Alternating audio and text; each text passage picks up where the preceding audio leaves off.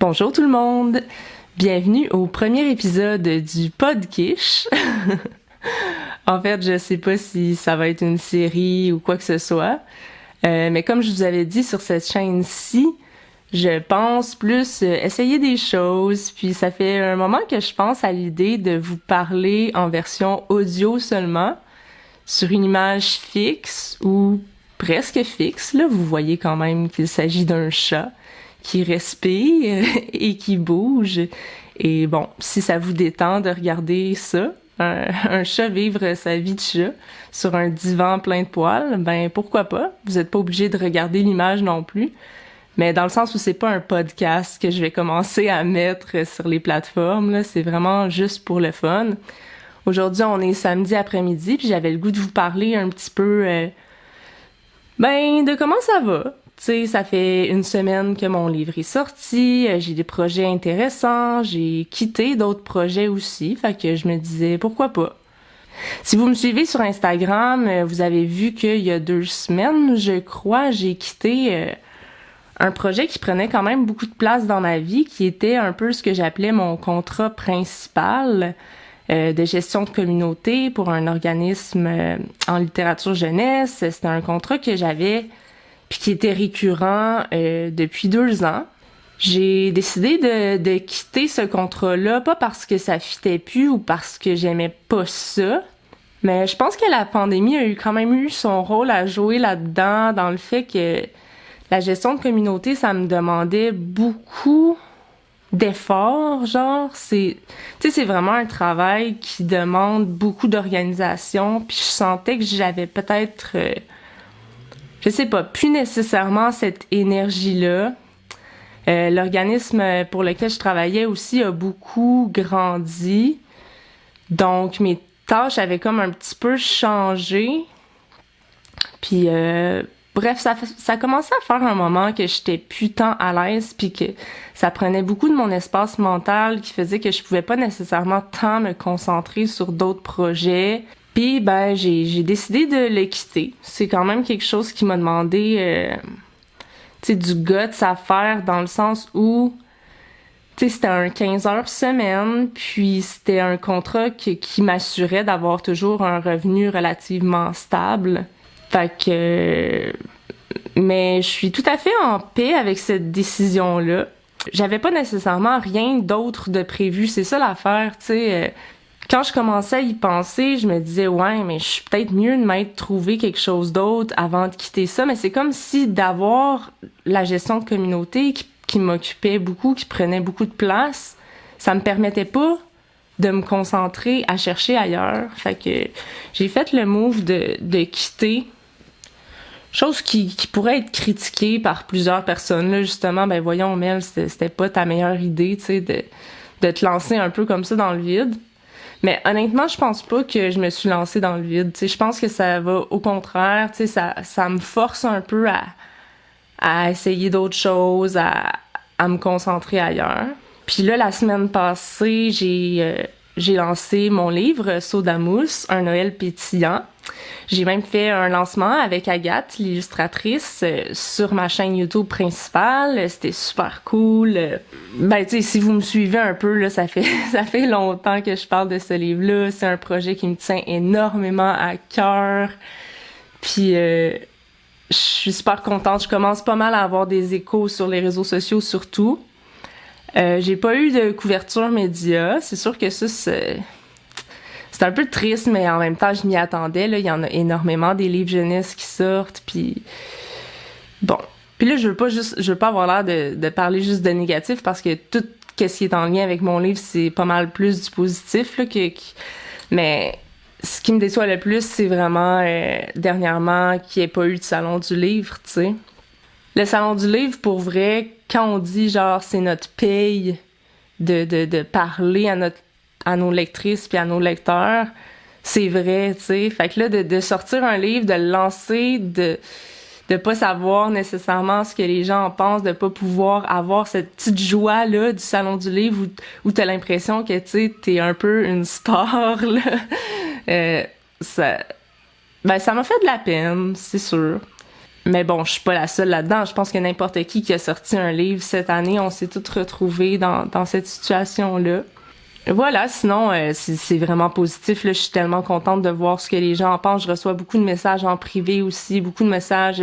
J'ai reçu des petites vidéos. C'est super touchant, tu sais, de voir les enfants qui ont aimé le livre, autant des jeunes de 3-4 ans qu'une mère qui m'a dit que sa fille de 11 ans avait vraiment trippé, puis tu sais, elle l'avait lu, sa fille l'a lu avant elle, puis elle a juste fermé en disant « C'est tellement bon, c'est tellement beau, maman, faut que tu lises ça. » Ça m'a énormément touchée parce que, tu sais, c'est un livre qu'on a classé 5 ans et plus.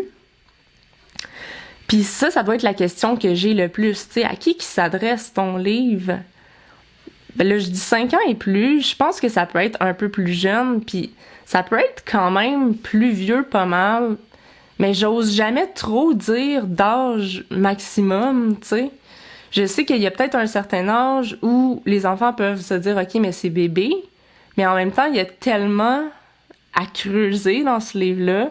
Puis là, que quelqu'un me confirme, tu sais, ah, moi, ma fille de 11 ans, elle a vraiment aimé, tu sais, je suis comme « Ok, je suis pas... c'est pas juste moi qui est trop contente de sortir un livre puis qui aimerait ça que tout le monde le lise, là. C'est vrai, fait que je suis bien contente. Probablement aussi que prochainement, je vais aller dans la classe de ma sœur, aller sur Zoom, évidemment, parler du livre avec les élèves. Elle est en secondaire 2. Puis ça, j'ai vraiment hâte de voir ce que les ados vont en avoir pensé. Je pense que il y a vraiment quelque chose d'intéressant à faire avec ça. J'ai aucun doute que ça va être super enrichissant. Puis j'ai super hâte de voir ça. Parce que oui, tu sais, les albums jeunesse, en tout cas, ma sœur, elle les utilise beaucoup au secondaire. Je pense qu'il y a quelque chose d'un peu décomplexant, tu sais, de se dire, OK, on analyse un livre, mais c'est un album qui s'adresse aux enfants, tu sais. Fait que il y a personne qui peut se dire... Il y a personne qui peut voir quelque chose de nécessairement intimidant dans cette littérature-là. Fait que, bref, j'ai très, très hâte. Sinon, j'ai une entrevue aussi. En fait, on l'enregistre lundi, mais ça va être diffusé en début décembre, une entrevue à CIBL. Donc, bon, je disais qu'il n'y avait pas de couverture média, mais il y a quand même à CIBL lundi où je vais faire une entrevue. Agathe va être là aussi. J'ai hâte parce que il y a ça aussi, tu sais, qui est différent. Par exemple, quand tu vas dans les gros médias, souvent les entrevues vont être un peu plus en surface, mais là, c'est IBL, tu sais, on a une entrevue quand même de 1 demi-heure. Fait qu'on va pouvoir quand même creuser deep. Puis je pense que mon livre, dis-je humblement, c'est quand même un livre assez deep, qui est drôle, qui est super cool, mais tu sais, qui a des facettes à explorer. Alors, ouais, qu'est-ce que je pourrais vous dire d'autre par rapport à mes contrats? Ouais, j'ai eu un gros contrat super intéressant dernièrement que justement, si j'avais eu ma gestion de communauté, peut-être que j'aurais pas eu le temps de travailler là-dessus, qui est un contrat de création de contenu. Puis j'étais vraiment hyper contente qu'on me demande ça parce que c'est rare que les gens qui cherchent la création de contenu vont penser à moi dans le sens où j'ai pas beaucoup d'abonnés sur Instagram, j'ai pas beaucoup, tu sais, j'ai une petite communauté, mais c'est pas nécessairement attrayant pour les marques, mettons. Mais là, c'est un peu différent, en fait. C'est une maison d'édition qui m'a approchée pour que je crée du contenu pour un manuel, en fait, un cahier scolaire qui s'adresse aux élèves du secondaire. Fait que c'est absolument dans mon créneau, là. J'étais tellement contente qu'on me demande ça, puis je suis contente du résultat. Il me reste encore quelques petites choses à travailler là-dessus, à améliorer sur ma vidéo, mais je suis vraiment, vraiment contente. Donc, j'ai eu ce contrat-là. Là, présentement, on est samedi après-midi au moment où je vous parle. Je procrastine un peu en vous jasant, mais j'ai un autre contrat sur lequel travailler, un gros contrat de rédaction. J'avais un peu sous-estimé ce contrat-là, en fait.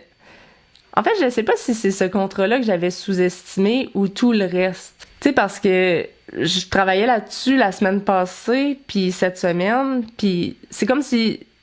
Tu sais, oui, je savais que je sortais mon livre, mais j'avais genre peut-être pas pensé au fait que sortir mon livre, même si j'ai pas je fais rien, là, je veux dire, j'ai pas d'entrevue, j'ai rien à faire comme tel, ça prend beaucoup de place, genre, moi, dans ma tête.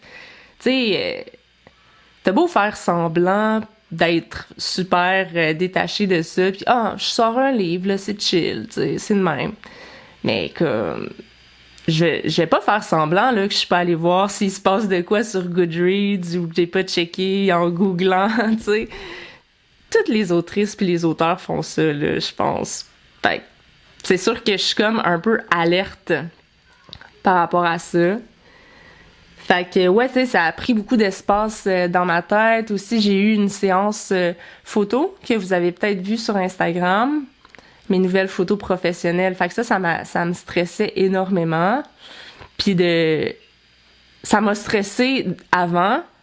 Pendant, c'était vraiment chill. Après, j'étais super contente, tu sais. Fait que, aussi, les sentiments positifs, genre l'excitation, ça prend de la place, tu sais. Je suis pas capable, quand j'ai la tête ailleurs comme ça, de travailler sur des projets. Fait que c'est ça. Puis, de choisir aussi, ça a été dur parce que on a pris quoi, peut-être 250, 300 photos sur place. Après ça, on sélectionnait au fur et à mesure. Puis là, je suis repartie chez moi avec 17 poses. Puis parmi les 17 poses, j'ai choisi mes 3 finales. Donc, je suis quand même assez...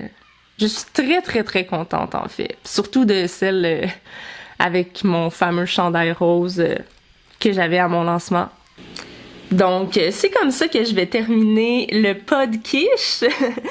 J'ai hâte d'avoir vos commentaires. Je suis curieuse de savoir qu'est-ce que vous avez pensé de ce format-là. Puis, dites-moi donc, genre, si vous avez regardé avec l'image ou sans. Ça m'intrigue.